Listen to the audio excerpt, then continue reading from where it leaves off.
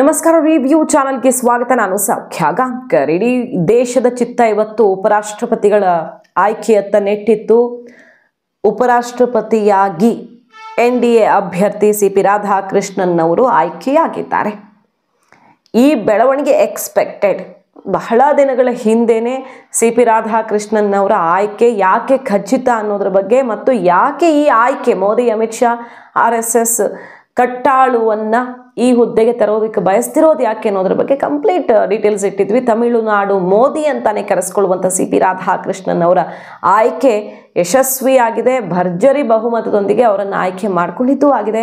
ವಿಷಯ ಇದಲ್ಲ, ಇದು ಎಕ್ಸ್ಪೆಕ್ಟೆಡ್, ಗೊತ್ತಿತ್ತಿದ್ದು ಆಯ್ಕೆ ಆಗತ್ತೆ, ಯಾಕಂದರೆ ಬಹುಮತ ಇರೋದ್ರಿಂದಾಗಿ. ವಿಷಯ ಏನು ಅಂತ ಕೇಳಿದ್ರೆ, ರಾಹುಲ್ ಗಾಂಧಿ ಅವರಿಗೆ EVM ವಿರುದ್ಧ, ಚುನಾವಣಾ ಆಯೋಗದ ವಿರುದ್ಧ ತೊಡೆತಟ್ಟಿರುವಂಥ ರಾಹುಲ್ ಗಾಂಧಿ ಅವರಿಗೆ, ಮತಚೋರಿ ಹೋರಾಟ ದೇಶವ್ಯಾಪಿ ಅಭಿಯಾನ ಮಾಡ್ತಿರುವಂಥ ರಾಹುಲ್ ಗಾಂಧಿ ಅವರಿಗೆ ಬಹಳ ದೊಡ್ಡ ಮೋಸ ಮಾಡ್ತಿದ್ದಾರೆ ಮೋದಿ. ಮತ ಕಳ್ಳತನ ಮಾಡುವ ಮೂಲಕ ಮೋಸದಿಂದ ಕುರ್ಚಿಯಲ್ಲಿ ಕೂತಿದ್ದಾರೆ. ಮೊದಲ ಆ ಕುರ್ಚಿ ಬಿಟ್ಟು ಇಳೀಲಿ ಅಂತ ಸವಾಲು ಹಾಕಿರೋ ರಾಹುಲ್ ಗಾಂಧಿ ಕಾಂಗ್ರೆಸ್ ಮತ್ತು ಮಿತ್ರ ಪಕ್ಷಗಳಿಗೆ ಅತಿ ದೊಡ್ಡ ಶಾಕ್. INDIA ಕೂಟದಲ್ಲಿ ದೊಡ್ಡ ಬ್ಲಾಸ್ಟ್ ಆಗಿಬಿಟ್ಟಿದೆ ಇವತ್ತು. ಏನದು ಆ ಡೀಟೇಲ್ಸ್ ವೆರಿ ಇಂಪಾರ್ಟೆಂಟ್. ಉಪರಾಷ್ಟ್ರಪತಿಗಳ ಚುನಾವಣೆಗೆ ಸಂಬಂಧಪಟ್ಟಂತೆ ಮಾಹಿತಿ ಇಡ್ತಾ ಹೋಗ್ತೀವಿ. ಮಿಸ್ ಮಾಡಿದ್ರೆ ನಮ್ಮ ಚಾನಲ್ನ ಸಬ್ಸ್ಕ್ರೈಬ್ ಮಾಡಿ, ನಿಮ್ಮ ಅಭಿಪ್ರಾಯ ಕಮೆಂಟ್ ಮಾಡ್ತಾರೆ. ಎಸ್ ವೀಕ್ಷಕರೇ, ಇವತ್ತಿನ ಮತದಾನ ತುಂಬ ಕುತೂಹಲಕಾರಿಯಾಗಿತ್ತು. ಎಲ್ಲ ಘಟಾನುಘಟಿಗಳು ವೋಟ್ ಹಾಕಿದ್ರು. ದೇವೇಗೌಡರು ವೀಲ್ ಚೇರಲ್ಲಿ ಹೋಗಿ ವೋಟ್ ಚಲಾಯಿಸಿ ಬಂದರು. ಎಕ್ಸ್ಪೆಕ್ಟೆಡ್ NDAಗೆ ಬಹುಮತ ಇದ್ದಿದ್ದರಿಂದ. ಆದರೆ ನೋಡಿ, ಕ್ರಾಸ್ ವೋಟಿಂಗ್ ಆಗಿಬಿಟ್ಟಿದೆ. ಅಂದರೆ ಕೈಕೂಟದ ಪಕ್ಷಗಳು ಯಾರ್ಯಾರು ಅನ್ನೋದು ಗೊತ್ತಿಲ್ಲ. ಒಟ್ಟಿನಲ್ಲಿ ಕೈಕೂಟ, ಕಾಂಗ್ರೆಸ್ ಇರಬಹುದು, ಕೈಕೂಟದ ಬೇರೆ ಪಕ್ಷಗಳ ಸಂಸದರಿರಬಹುದು, ವೋಟ್ ಹಾಕ್ಬಿಟ್ಟಿದ್ದಾರೆ. ಅದು ಒಬ್ಬರು ಇಬ್ಬರಲ್ಲ, 1, 2 ಸಹಜ ಆಗುತ್ತೆ. 15 ವೋಟ್ ಆಗಿದೆ ರೀ ಕ್ರಾಸ್ ವೋಟಿಂಗು. ಇದಕ್ಕಿಂತ ಮಹಾ ಮುಜುಗರ ಬೇಕಾ? ಇನ್ಯಾವ EVM ದೂರ್ತೀರಾ ನೀವು?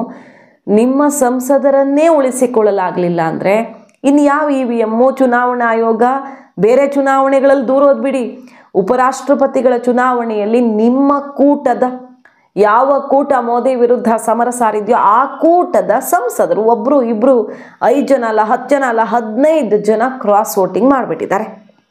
ಈಗ ಖರ್ಗೆ ಅವ್ರ ಮನೇಲಿ ಮೀಟಿಂಗ್ ಆಗ್ತಿದೆ ಸೋಲಿನ ಪರಾಮರ್ಶೆಯ ಜೊತೆಗೆ. ಕ್ರಾಸ್ ವೋಟಿಂಗ್ ಯಾರು ಮಾಡಿದ್ರಪ್ಪ ಇವರು? ಯಾರು ಹಿಂಗೆ ಕೈ ಕೊಟ್ಬಿಟ್ಟಿದಾರಲ್ಲ ಅಂತ ಚರ್ಚೆ ಆಗ್ತಾ ಇದೆ. ರಾಧಾಕೃಷ್ಣನ್ ಅವರು ಸುದರ್ಶನ್ ಅವ್ರನ್ನ ಮಣಿಸುವಲ್ಲಿ ಯಶಸ್ವಿಯಾಗಿದ್ದಾರೆ. ಎಷ್ಟು ಮತಗಳನ್ನು ಪಡ್ಕೊಂಡಿದ್ದಾರೆ ಅನ್ನೋದನ್ನು ನೋಡ್ತಾ ಹೋಗೋಣ. CP ರಾಧಾಕೃಷ್ಣನ್ ಅವ್ರಿಗೆ ಒಟ್ಟು 452 ಮತಗಳು ಬಂದಿವೆ. ಸೊ ಅವರು ಉಪರಾಷ್ಟ್ರಪತಿಯಾಗಿ ಆಯ್ಕೆಯಾಗಲಿದ್ದಾರೆ. ನಿವೃತ್ತ ಸುಪ್ರೀಂ ಕೋರ್ಟ್ ನ್ಯಾಯಮೂರ್ತಿ ಸುದರ್ಶನ್ ರೆಡ್ಡಿ ಅವ್ರಿಗೆ 300 ಮತಗಳು ಬಂದಿವೆ. ನೋಡಿ, ವೋಟಿಂಗಲ್ಲಿ ಒಟ್ಟು 788 ಸಂಸದರ ಪೈಕಿ NDAಗೆ 427 ಮತ ಬಂದಿದೆ. 427 ಸಂಸದರು ಇರೋದು. INDIA ಕೂಟದಲ್ಲಿ 315 ಇರೋದು. ಇತರೆ ಎಲ್ಲ ಸೇರಿ 49 ಇರೋದು. ಇಲ್ಲೇನಾಗ್ಬಿಟ್ಟಿದೆ ಅಂತ ಕೇಳಿದ್ರೆ, NDAಗೆ ಹೆಚ್ಚುವರಿಯಾಗಿ 25 ಮತ ಸಿಕ್ಕಿದೆ. ಆ 25ರಲ್ಲಿ YSR BJPಗೆ ಬೆಂಬಲ ಕೊಟ್ಟಿದೆ. ಈ ಎಲೆಕ್ಷನಲ್ಲಿ 11 ಅಲ್ಲಿಂದ ಬಂದಿದೆ. ಮತ್ತು ಅಡ್ಡ ಮತದಾನ 14 ಆಗಿದೆ. 14-15 ಒಟ್ಟು ಅಡ್ಡ ಮತದಾನ ಇಷ್ಟು ಸಂಖ್ಯೆಯಲ್ಲಿ ನಡೆದು ಬಿಟ್ಟಿದೆ. ಹಾಗಾಗಿ NDA ಮತಗಳನ್ನು ಬಿಟ್ಟು ಎಕ್ಸ್ಟ್ರಾ 25 ವೋಟ್ಸ್ ಬಂದಿರೋದು ಭರ್ಜರಿಯಾಗಿ ಗೆಲ್ಲಿಸಿಕೊಳ್ಳುವಲ್ಲಿ ಯಶಸ್ವಿಯಾಗಿದ್ದಾರೆ.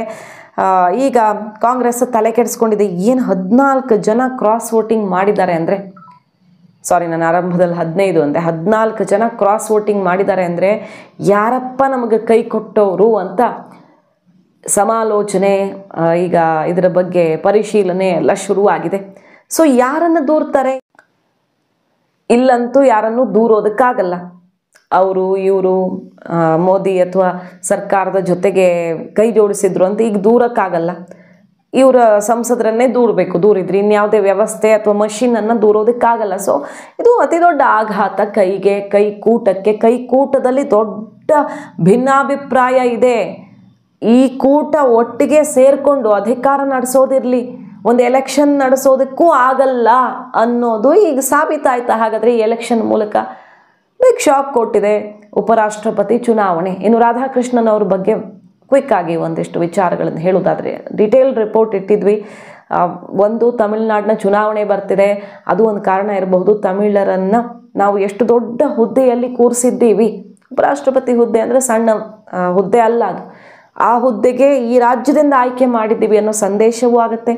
ಮತ್ತು RSS ಕಟ್ಟಾಳುವನ್ನೇ ಆಯ್ಕೆ ಮಾಡುವ ಮೂಲಕ RSS ಜೊತೆಗಿರುವಂಥ ಸಮಸ್ಯೆ ಸರಿ ಮಾಡಿಕೊಳ್ಳೋ ನಿಟ್ಟಿನಲ್ಲಿ ಇದು ಒಂದು ದೊಡ್ಡ ಹೆಜ್ಜೆ. ಆಗಸ್ಟ್ 15ರಂದು ಮೋದಿ ಆಡಿದಂಥ ಮಾತುಗಳು RSS ಬಗ್ಗೆ, ಅದಾದ ಮೇಲೆ ಮೋಹನ್ ಭಾಗವತ್ ಅವರು 75ರ ಗಡಿ ಇಲ್ಲವೇ ಇಲ್ಲ ಅನ್ನುವಂಥ ಕ್ಲಿಯರ್ ಕಟ್ ಮೆಸೇಜ್ ರವಾನಿಸಿದ್ದು, ರಾಧಾಕೃಷ್ಣನ್ ಅವರ ಆಯ್ಕೆ ಕ್ಯಾಂಡಿಡೇಟ್ ಆಗಿ ಅವರನ್ನು ಆಯ್ಕೆ ಮಾಡಿಕೊಂಡಿದ್ದು ಎಲ್ಲವೂ ಕೂಡ ಇದರ ಭಾಗವೇ. ರಾಷ್ಟ್ರೀಯ ಅಧ್ಯಕ್ಷರ ಆಯ್ಕೆಯಲ್ಲೂ ಕೂಡ RSS ಮಾತಿಗೆ ಮೋದಿ ಮಣೆ ಹಾಕಲಿದ್ದಾರೆ ಅನ್ನೋದು ಕೇಳಿ ಬರ್ತಿರೋದು ಅಚ್ಚರಿಯ ಆಯ್ಕೆ ಆಗಬಹುದು.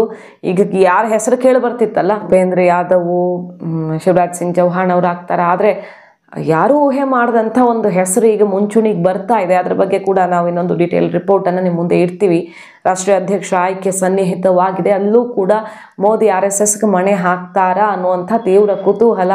ಸೊ RSS BJP ನಡುವಿನ ಸಾಮರಸ್ಯಕ್ಕೂ ಈ ಆಯ್ಕೆ ಒಂದು ಪ್ರಮುಖ ಕಾರಣ ಅಂತಲೇ ಹೇಳಲಾಗ್ತಾ ಇದ್ದು, BJP ಅಂದರೆ NDA ಮಿತ್ರ ಪಕ್ಷಗಳೆಲ್ಲ ಸೇರಿ ಭರ್ಜರಿ ಗೆಲುವನ್ನು ಸಾಧಿಸಿರೋದು. ಮಾಹಿತಿ ಇಷ್ಟ ಆಗಿದ್ರೆ ಮಿಸ್ ಮಾಡಿದ್ರೆ ನಮ್ಮ ಚಾನಲ್ನ ಸಬ್ಸ್ಕ್ರೈಬ್ ಮಾಡಿ, ನಿಮ್ಮ ಅಭಿಪ್ರಾಯ ಕಮೆಂಟ್ ಮಾಡಿ ತಿಳಿಸಿ. Thank you.